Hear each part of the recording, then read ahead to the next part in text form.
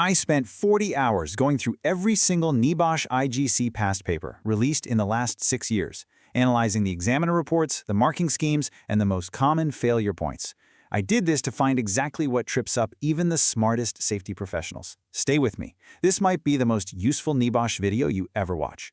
Welcome to this masterclass explainer. Now, before we dive into the data, a quick disclaimer. This video is for educational and exam preparation purposes only. Always refer to the latest official NEBOSH syllabus, past papers, and examiner reports for your specific exam sitting.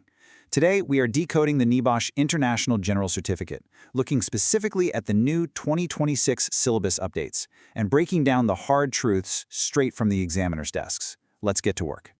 So, let's start with a brutal question.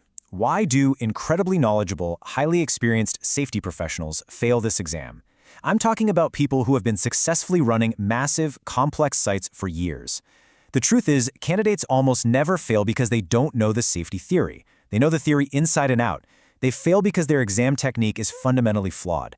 They fail because they rely solely on their real-world experience, instead of applying their knowledge to the specific, fictional scenario provided on the paper. We're going to fix that exact problem right now.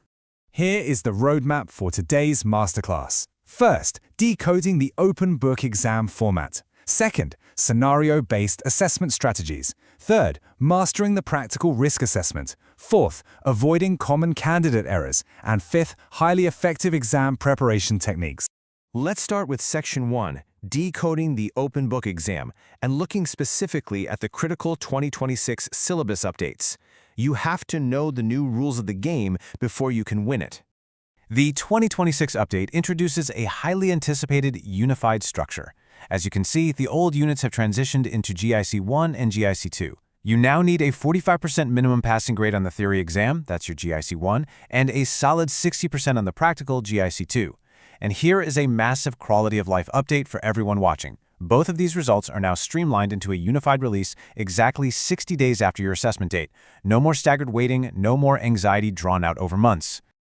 The GIC1 open book exam tests the foundational elements of the syllabus, things like the moral, financial, and legal regulations driving health and safety. But remember this, and write it down. The exam is designed to test how you apply this theory to a real-world context. This is absolutely not a memory test. It is not about your ability to recall legislation word for word. It is entirely about your ability to interpret and apply. For the GIC1, you are given a 24-hour window to complete the online open book exam. But please do not let this number trick you into thinking you need to be working for 24 hours straight. NEBOSH officially recommends spending roughly 4 to 5 hours to write a solid, well-researched 3,000-word submission. The 24 hours is there to accommodate different global time zones and provide flexibility, not as a test of endurance. Get some sleep, pace yourself, and plan your writing proportionally to the marks available. Moving right along to Section 2. Let's dive into the absolute core of the GIC1 paper, the scenario-based assessment strategies. Listen closely, because this is where the majority of marks are won or lost. The most crucial takeaway here is this: context is king. The golden rule for passing your NEBOSH exam is that generic textbook answers will automatically fail. You absolutely must interpret the fictional workplace narrative provided to you in the exam booklet. If the scenario is about a busy distribution warehouse, your answers must specifically reference forklifts, pallet racking, and loading bays. If you write a beautiful answer about a construction site when the scenario is a warehouse, you get 0 marks. To structure your written answers perfectly every single time, you should use the PEE framework. First, make your point. Second, provide evidence directly pulled from the text of the scenario. And third, explain how it connects back to the safety theory. For example, your point might be that workers lack training. Your evidence is that the scenario explicitly mentions a worker bypassing a machine guard. Your explanation is how this lack of training directly increases the likelihood of a severe amputation hazard. That is how you lock in top marks. Look at this direct quote from a NEBOSH examiner. It highlights exactly why simply copy-pasting your notes is a guaranteed path to a failing grade. It wastes your precious time and earns you absolutely nothing. You have to demonstrate practical, critical application of the concepts.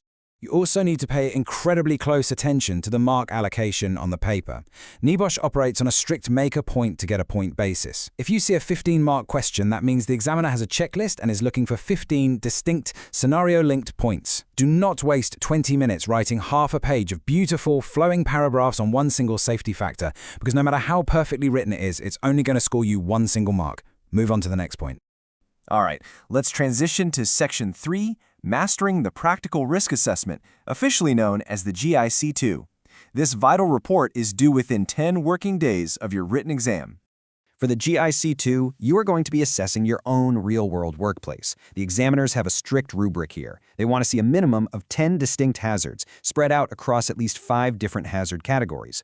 You need to provide 2 to 4 actionable control measures for each hazard you identify, and you must prioritize one specific hazard with a highly detailed, compelling justification for why it needs immediate attention. And here is a critical constraint that catches so many people out. NEBOSH explicitly prohibits using photographs in your submission. Your written descriptions must do all the heavy lifting to paint a picture of the risk. Knowing the structure is great, but knowing how to avoid failure is what actually gets you certified. Section 4 looks at common candidate errors, or what we call the reefer traps, directly identified by ex-examiners from past papers. A massive trap in the GIC-2 practical is confusing an incident with a hazard. Think about the fundamental difference. Writing possible fall from height is describing an incident, the fall itself. It's an incredibly weak description. A passing hazard description is highly specific, descriptive, and clearly shows the examiner the mechanism of harm. Look at the difference. Work at height using ladders up to 5 meters for window cleaning involving overreaching. Now the examiner can actually visualize the exact scenario and the true level of risk. Another major trap is suggesting weak generic control measures, like just throwing personal protective equipment at every problem. You must justify your recommendations using the hierarchy of controls. Examiners will actively penalize you if you jump straight to handing out safety goggles or hard hats without first attempting to eliminate the hazard entirely, substitute it for something safer, or utilize engineering and administrative controls. And here is a massive, uncompromising warning that you cannot ignore. NEBOSH utilizes advanced Turnitin software and actively feeds their scenarios into sophisticated AI detection models.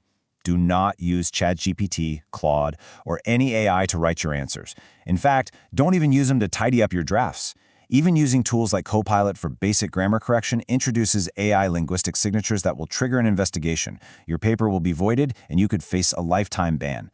The slight messiness of your human answer is the ultimate proof of its authenticity. Just write it yourself. So, knowing all these pitfalls, how should you actually structure your preparation in those final crucial weeks? Let's move to Section 5, Effective Exam Preparation Techniques. To pass this masterclass level certification, you have to put in the hours. NEBOSH strongly recommends dedicating at least 40 hours to private, focused self-study. And remember, this is in addition to your 68 hours of tutor-led training. That is an entire standard work week dedicated solely to studying. Treat this preparation seriously. You cannot cram for an applied knowledge test the night before and expect to pass. You need to use those 40 hours incredibly strategically. Create a dedicated 8-week study plan. Meticulously organize, tab, and color code your notes. Why? Because when that 24-hour exam window opens, the absolute last thing you want to do is waste 3 hours frantically shuffling through disorganized paperwork trying to find a definition. Form a study group to share knowledge and quiz each other, but be absolutely certain there is zero collusion on the actual assessments. And most importantly, practice writing your answers with a timer. Build your stamina. You simply must get comfortable with the specific format of the exam.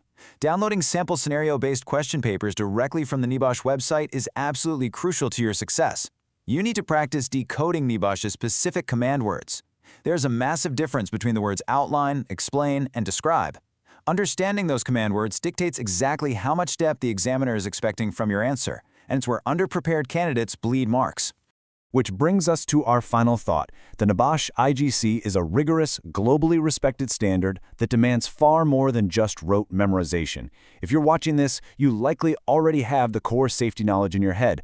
But are you ready to read the scenario closely enough to actually prove it? Master the scenario, apply the PEE framework, and you will secure your certification. If this video helped you, do 3 things for me. 1. Subscribe if you haven't already. Good luck. I'll see you in the next one.